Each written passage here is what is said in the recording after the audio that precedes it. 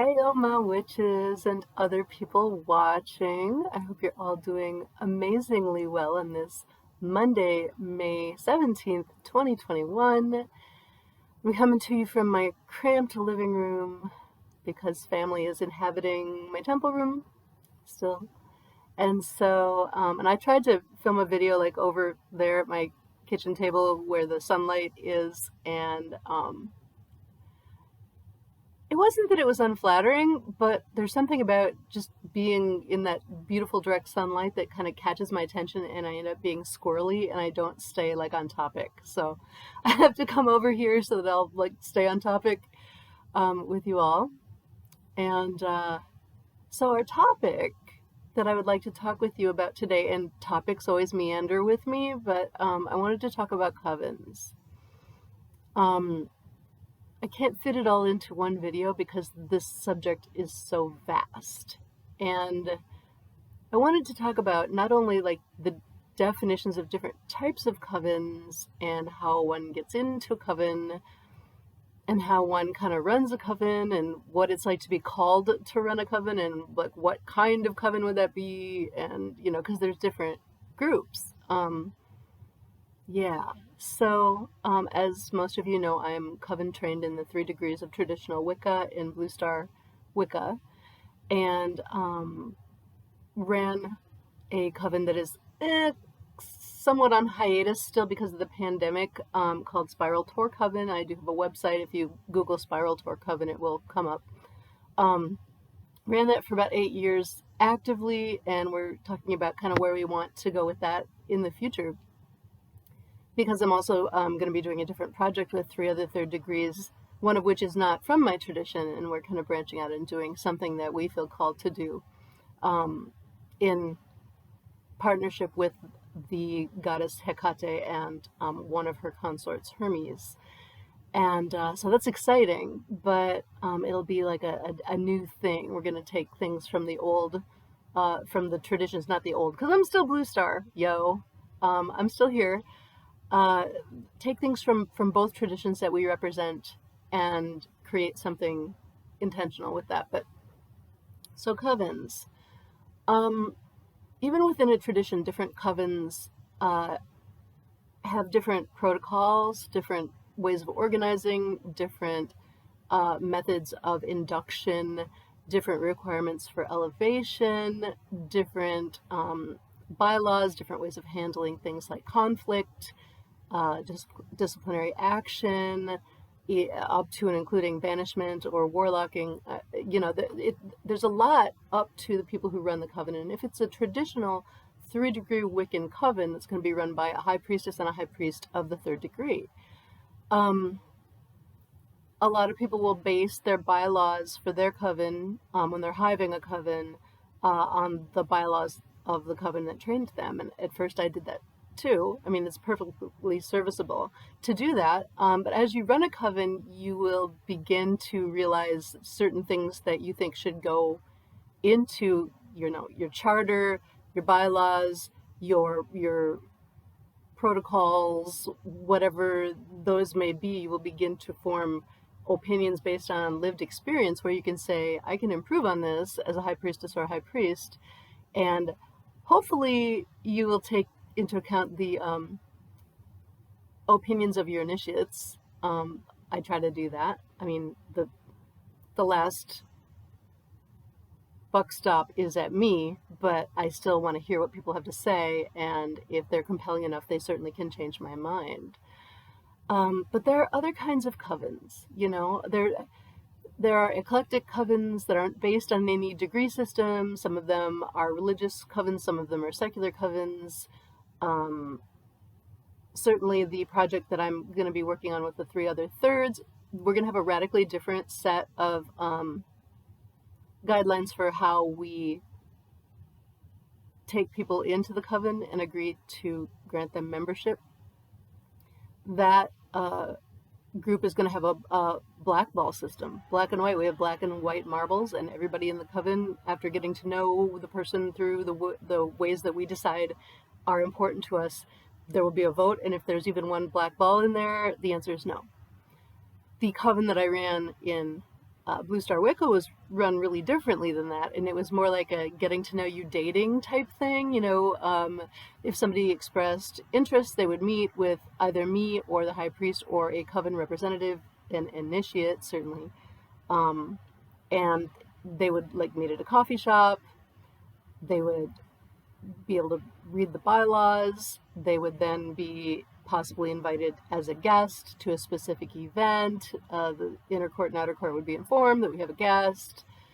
Uh, and then people would give reflections on how they felt about the person after the visit. And depending on what happened there, the person may be invited back and eventually may petition for dedication, which is membership in that particular coven, because we do not require people to initiate to be members. People can stay dedicants their whole lives if they want to. Although the mission statement in my coven is that we want people who want to be initiated. We definitely do. I don't want eternal students if at all possible. I want peers who can do the cool, deep, esoteric, witchy shit that I love doing. I want to do that with my students. I want them to be peers. That's the ultimate goal. And but each coven, in order to be successful, needs to have some things in place, and having those expectations that are articulated, that's extremely important, because when you do find, and you will if you have any discernment at all, you will find that there are some people who want to be in the coven who are not a good fit for the coven. And that could be any number of reasons. It could be as simple as people just don't kind of feel comfortable with that person, and they don't feel like they can do their best work with that individual for whatever reason. It could be an ethics issue where that person's personal ethics don't mesh with the personal ethics of the group, the members in the group, and the collective ethics of the group as a group. There could be any number of infinite things. The person is not in a position in life to be able to contribute in a manner that would be expected for coven membership. Coven membership is a very demanding thing. It's really a responsibility, and it will take a lot of your life to even be a member of a coven, let alone lead one. Even those that are more casual, I guarantee you.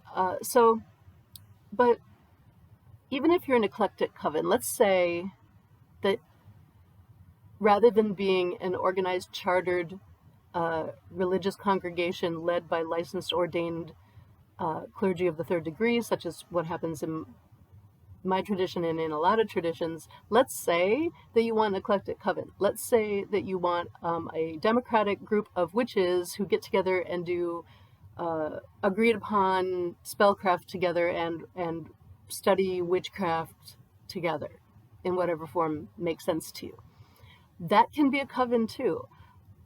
If I were you running a coven like that, I would differentiate the vocabulary. I would definitely not allow people to just believe that you're actually a third degree if you're not. That's really frowned on in craft culture. Like, don't do it. You want to get kicked out of, you want to be on the list of guess who doesn't come to fest. That's one way to do it. There are other ways. That's one way. Lying by omission or pretending that you have creds you don't have, not a good idea. But let's say you want to have an eclectic coven like that. That's great. I still recommend that you have bylaws. I still recommend that you have disciplinary procedures. Hopefully you'll never have to use them. That would be great. I think that all groups need to have protocols in place. One person I know who is a third used to be involved in an eclectic, pagan coven before he got his training.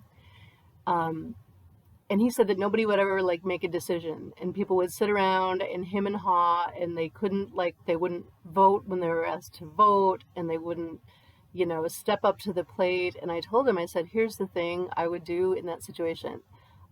Witches need to drive their own vessels. They need to captain their own vessels. And if they are wishy-washy, that isn't very witchly. We need to be able to be decisive and make decisions as witches. We're supposed to have trained wills. And I told him what I would do um, is I would say, if you don't vote by this particular time, your default vote shall turn to a no. Or your default vote shall turn to a yes, and that will be binding. Okay? I don't care if you're, giving birth or whatever. Have your partner text us. She votes no, and she's dilated to 7, whatever. But you need to have protocols in place. Assuming that everybody is just going to do their job, I wish. Oh my gosh, I wish. Yeah, good luck with that. There are hard decisions that have to be made when you're doing any sort of group work that is doing really difficult work, particularly if it's emotional, spiritual, or both. You're going to have clashes, you're going to have things happen. For instance, it is extremely important for coven leaders or coven organizers, if you're not like a leader, but if you're like, running something for now because you're voted in, whatever. Very important to have the discernment to determine the difference between abusive behavior and abuse dynamics and, toxic type stuff and people pushing against each other because they're really doing the work. If you're really doing the work, buttons are going to be pushed, mirror work will have to happen, people will get angry with one another, people will get upset that they think that the teacher likes this person better than this person, whether or not that's true. There's all sorts of stuff that you're going to have to deal with. And the first thing that I encourage anyone who's either wanting to petition to be in a coven or a coven-like group or run one, regardless of what type that is, I encourage you to familiarize yourself with what abuse in a religious setting looks like. Please do this.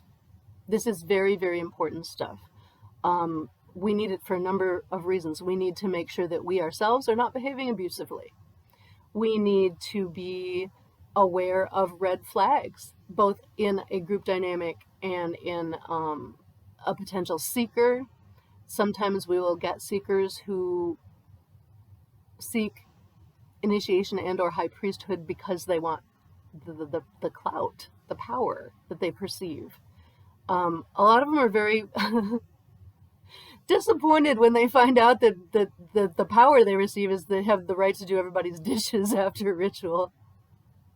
But you can delegate, but like the perceived power of high priesthood is kind of mythical. Yeah, you do have the right to make certain decisions, but those decisions will bite you in the butt to a greater degree than it will bite anybody else's butt in that coven. And if you are doing things for the wrong reasons, particularly in a traditional coven, when your elevation liturgy literally says, if you are unworthy of what you are being given right now, the gods themselves shall destroy you. Okay? Shall destroy you. Not your life. Shall not destroy your fun. Shall destroy yo ass. Okay? And I've watched it happen. It's not pretty. You don't want that. Don't misrepresent the gods. Don't use their name to have power over other people so that you can be an egocentric asshole, because it will go very badly for you. Might take a minute. I've seen it take a minute, but it does happen. And, it's hard to watch, honestly. But yeah, learn about abuse dynamics, learn about toxicity, because, there's a lot of stuff that needs to happen. If you are, my hair needs a cut. Wow. Sorry, squirrel. You can have a legitimate coven where the person is legitimately trained, legitimately elevated. They have the right to run a coven in their tradition. And they can even be a very powerful witch, a very talented priest or priestess, a high priest and high priestess. That doesn't mean they're not toxic as fuck.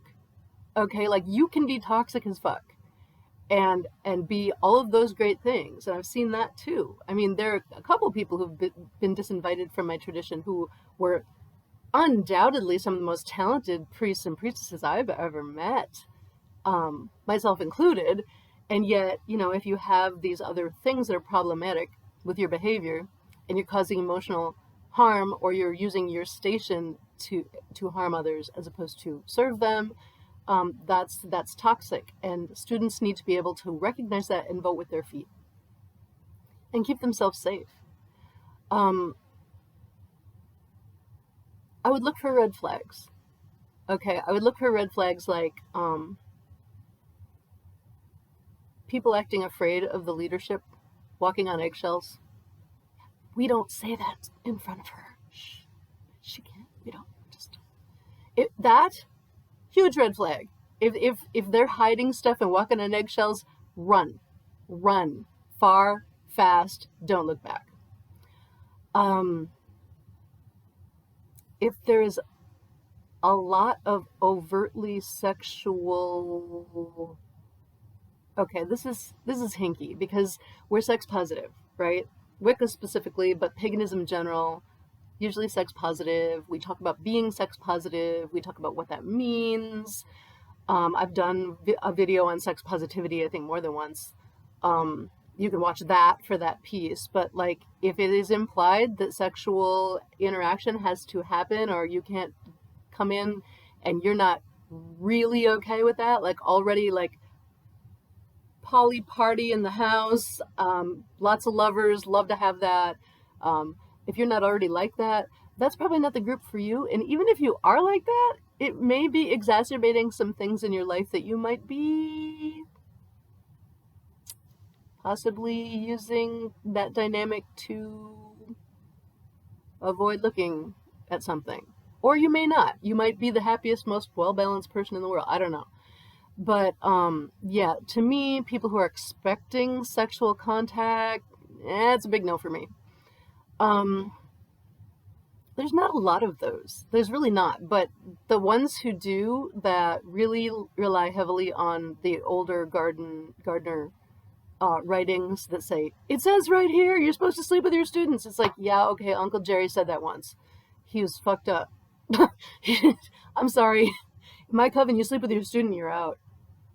And not in good standing. Like, your name is not going to be highly revered in craft globally because you pulled that shit in my coven. People are told that at the front end, by the way. I'm never going to like boot somebody out for something that hasn't been discussed. But yeah, things like that, and things like people doing a lot of cursing of former members. I've never cursed a former member. I've done protection against a former member who I thought might retaliate magically. Even that doesn't happen very often. But,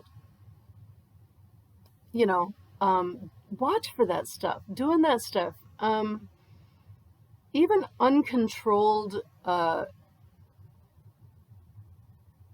like, invocation would be a problem for me. And that can be really hard for, like, a newbie who's coming in and seeing all these, quote, more advanced witches. And they're like, oh, yeah, if a god visits us during circle, we just let him in. And it's like, okay, I mean, if that's how you do things, I guess I hope y'all are trained. I hope y'all know how to, like, dismiss a deity. I hope you all know how to say no to a deity, or to ground and center and all those things that go along with invocation and aftercare. And if you are possibly going to be visited by a deity, there's groundwork to do before circle, just in case. There's stuff like that. Uncontrolled, sloppy spiritual operations screams to me uneducated, half-assed witch who should not have an empowered athame. I'm sorry, if you don't have pre-work, post-work, the ways that you keep yourself safe, trained invocation partners, anchors, people that anchor you, people to who know the signs of looking like your vessel is tiring, and taking the responsibility to dismiss the deity in that situation. If you don't have all that stuff, you don't even like talk about that stuff. Again, I would run fast and I would run far.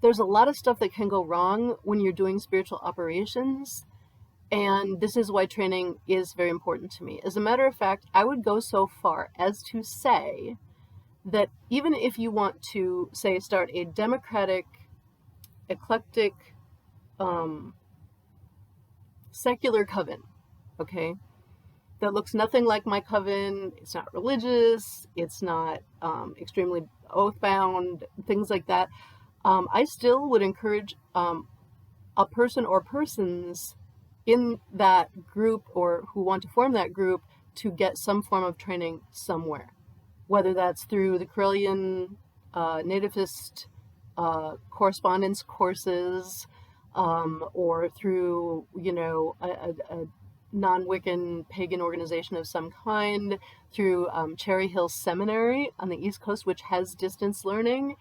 It's not cheap, but, they're good. Um, get some training, learn how to teach adult learners, learn how to set boundaries with students, learn how to create protocols, learn how to write a charter, learn how to handle administrative issues. You need somebody to handle feast rotation if you have feasts and you don't want everybody to show up with bread, because it's happened. Everybody just bring what you want, right? Everybody's like, I brought bread. It's like, well, I think I have some peanut butter in the cabinet. Like, so do feast rotations. I'm just saying, it's a simple Excel spreadsheet. I can show you if you want. But you get some training. Be responsible. Be responsible to the gods as a representative of the gods. Be responsible to the other parties in your coven, and come up with rules. Whether that's no unexcused absences 3 times and you're out, or whether that's, whoever shows up is okay and that's going to be in our bylaws. We don't care. We're not going to sweat you on that. Fine, put it in the bylaws. You don't want somebody showing up high on weed, put it in the bylaw. You want people to bring weed, put it in the bylaws. Maybe not that. Have a code word for that, unless it's, you're in like Colorado. Anyway, you hear what I'm saying. There are a lot of things that go into running groups, being a member of a group, and picking a group, and picking people to induct into a group. Ask your heart.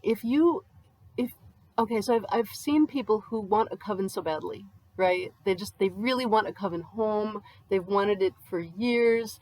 They find one that's within driving distance. They're so excited, and they just really want this. And this, please, please, please accept me.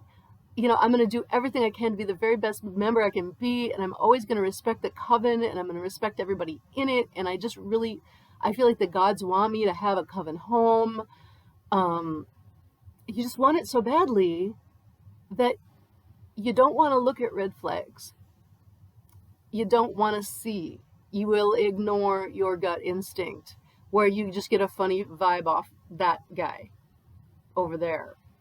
Now, he might not be the leader of the group, and you might say to yourself, well, he's not the leader, and if he really were to act out, the leadership would probably boot him, right? So I'll be okay, I'll be fine. Well, that's a lot of trust. It doesn't always go like that. Yeah. So my advice to you is learn as much as you can by talking with other pagans. Now, sadly, and some of you may be part of this group who are watching this, there will be people who have had really, really negative coven experiences. And some of them are legitimately really negative experiences, like they were abused by the high priesthood. I mean, I've seen it.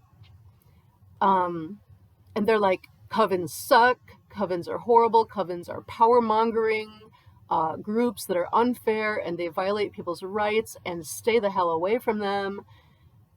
I'm really saddened by that, because that usually means one of two things. Either that person was horribly abused, or that person was an abuser who wasn't allowed to abuse, and that means the coven had to deal with that shit. And believe me, if you've been disinvited by 4 different covens, and you come to me and be like, and they were all abusive, I'm going to be like, wow, what attracts you to abusive covens, one wonders. Wouldn't the law of averages say that you would have to find a healthy one eventually? No? Okay. Makes me really look at the person like, wherever you go, there you are, though you're the common denominator in this, aren't ya? But even still, even if you feel you were unfairly dealt with, and you may have been, the coven leadership is never going to feel like they unfairly dealt with you. They're going to think they were fair, including me. And there are some people who have been disinvited from the coven, and some of them for very, very clear, egregious transgressions against other people, and they're still like, that was unfair. And my response is, well, fifth-degree sexual assault on the high priest while he's robed up as the representative of the god, I'm going to call that a no. There's not much to talk about here. Like, no. And worse things, many worse things. The thing is, when you are involved in a coven that, in my mind, is a decent coven, that like deserves the title of coven, they're going to have a problem with conduct unbecoming outside of circle, in my opinion. Okay, you could be the most talented priestess in the world. You could make the best potato salad you bring to Sabbaths, and everybody loves it, and everyone loves you and your sparkling sense of humor, and you're a beautiful person. But if you're 34 and you're dating a 15-and-a-half-year-old, sorry-to. No, not doing that. Not doing that. Now, if it's the UK and the person is 17 and that's legal, still a little bit, but it's legal, so maybe we'll talk about that. I have this precariously balanced on a box on my couch. So that's what that was. I hit the box. The box is actually empty. So if I go like ass over tea kettle with you, that will be why. Anyway, there's so much that goes into it, and the structure of a coven is something that people need to give attention to too. If you want to create a coven, you need to create a coven structure. Okay, we're coming up on a half an hour now, but there's so much to talk about, and I haven't even scratched the surface. Like, my coven in my Spiral Tour coven in Blue Star has an inner and outer court. There is hierarchy. There is provision for people not the high priest or high priestess to hold the power, in which someone who is a first or second degree holds the sword, the coven sword, which means that they are actually the acting high priest or high priestess instead of me or my husband, which is one of the ways we share power. What are your grievance policies? Can somebody who is not an initiate have a way to file a grievance against an initiate? What are the initiate responsibilities? What is conduct unbecoming of a member or an initiate or a first or second or whatever? Say you come up with your own titles for different elevations that aren't first, second, and third degree. Say you're a pagan coven and you have stuff like I don't know, red, green, and blue. I mean, whatever you want to call sets of teachings, you have to have those organized. Skill building needs to happen in an orderly fashion. If you're doing coven work together, what are your coveners going to get out of the experience? What is their takeaway? Can you articulate what their takeaway is? What benefits do they get? Do you have a nonprofit for their benefit that will give them scholarships to go to fest if they can't afford it, for instance? Will you do calls of need in your coven? If somebody breaks their leg, are you going to go over and mow their lawn and bring them lasagna? We do that. Is charitable work required of your members? Do they have to show that they're doing something for the larger community in order to be a member in good standing? Do they have to abide by the laws of society in as much as those laws are fairly written, such as I would kick somebody out if they're actively avoiding paying their taxes, because you're not doing your duty as a citizen, and that's not the type of person I want around. Are you embezzling from your job? That's a problem. If I found out about it, that would be, we'd vote on it, but I'm pretty sure my inner court would be like, sayonara. So you got to figure out what those things are, both as a seeker, like what do you want to see, and then as people who are actively creating a group. Because even if you're not the high priest or high priestess or the first officer or whatever you call whoever is currently running stuff, or a rotating council even, you have to articulate these things. what is expected? What is the job? What is the job description? How do you get the job? How do you get removed from the job? Do you age out of the job? Is the job for a 2-year term or a 6-month term? Or is it until somebody else wants to do the job and if you want to stay? You know, all of these things need to be considered in Covens. Are you going to be, are you going to register as a church with the government or not? And what does that entail? And what are the benefits and what are the downsides to that? Are you going to be is your home going to be a parsonage legally? Because there are certain benefits you get from that, but there are also certain responsibilities that you have from that. Are you going to legally marry and bury people? Are you going to produce legal clergy credentials in-house, or are you going to go to an outside source such as Covenant of the Goddess? Do you want clergy licenses at all? Is that even part of something that people in your coven would want to do or aspire to have? So many things to talk about, and now we're over a half an hour. I try not to make your ears bleed and just yammer at you unendingly. But yeah, these are some of the things to consider about covens, whether you're looking for one, whether you're looking to organize one, whether you want to be trained to run one in a specific tradition of witchcraft, whether that's religious or secular, all those things. So I hope your brains are spinning now, because you will. This.